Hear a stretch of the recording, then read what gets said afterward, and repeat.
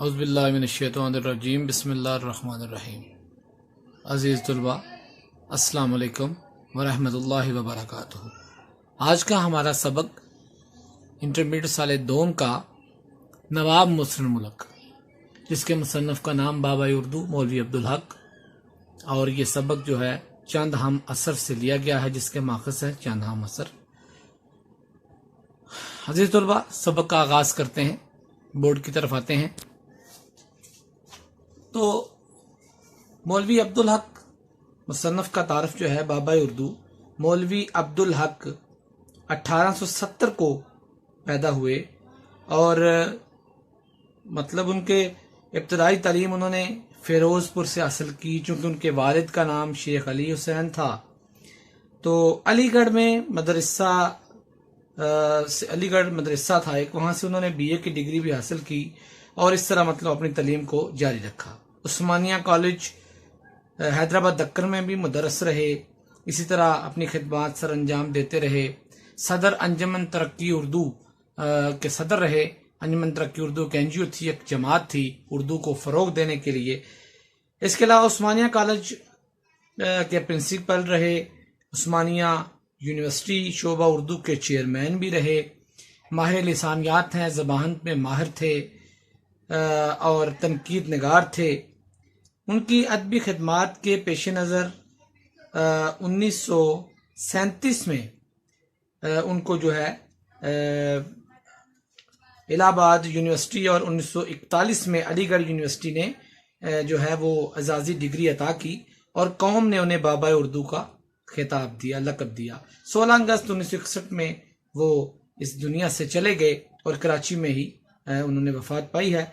तो उनकी जो खिदमात हैं उर्दू के हवाले से, उनको कभी भी फरामोश नहीं किया जा सकता।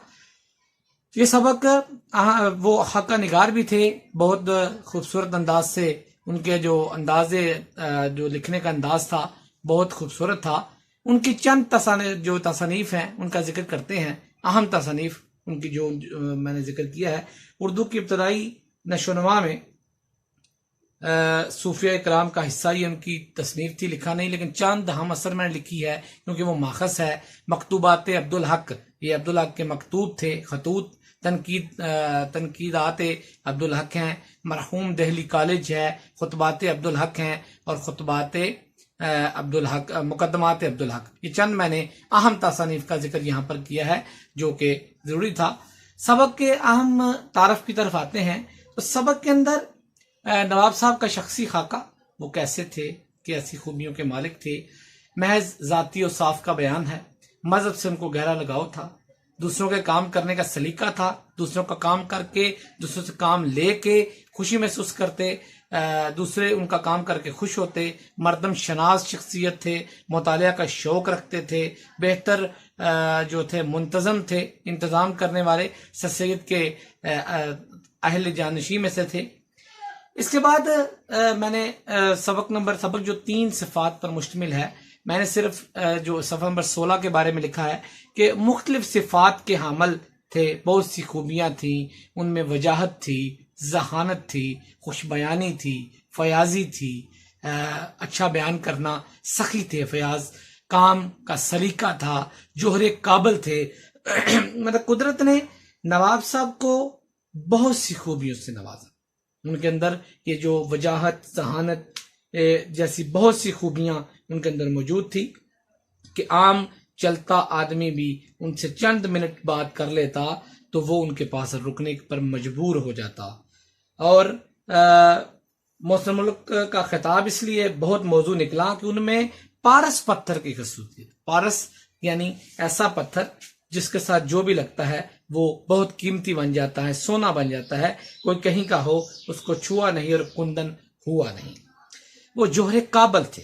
कैसे जोहरे काबिल थे कि वो हैदराबाद में उनकी सियासतदानी, उनके तदब्बर का, उनके इंतजामी काबिलियत के जब जोहर खुले तो पता चला ये कितना काबिल इंसान है। उनकी तबीयत हर वक्त खुश रहती, हशाश रहती, मामलात और बातों में ऐसा सुलझा देते। रियासत हैदराबाद की मुलाजमत उन्होंने इख्तियार की, जो रियासत के नज़्म व नस्क में चंद चीज़ें जो उनकी यादगार थी मैं आपको बताना चाहूंगा कि रियासत का बजट नवाब साहब ने जो है वो मुरतब किया। मुरतब करना होता है तरतीब देना, जो मिस्र के बजट का नमूने पर था, जो वहां अंग्रेजी निगरानी में पहली बार तैयार हुआ था। हैदराबाद पर उनके बड़े एहसानात थे, बेहतरीन नज़्मो नस्क किया उन्होंने, मिस्र के नमूना पर बजट बनाया, महकमा बंदोबस्त कायम किया, फाइनेंस और मालदारी का जो महकमा था उसकी इस्लाहात की। तो बहुत से काम उन्होंने किए।